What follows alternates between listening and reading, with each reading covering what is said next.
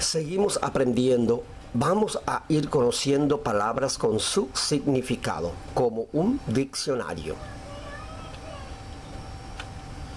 Aquí también encontraremos palabras que ya hemos utilizado y aprendido, otras que vamos a ir aprendiendo, donde estaremos haciendo oraciones más adelante. 39. Ay papá, contar.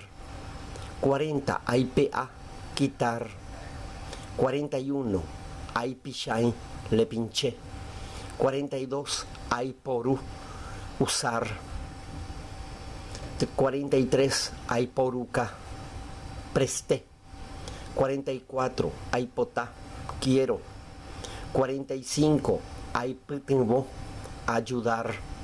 46. Ay su le mordí.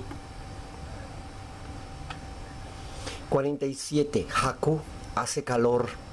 48. Haubi, llovizna. 49. Hauvirui, garúa. 50.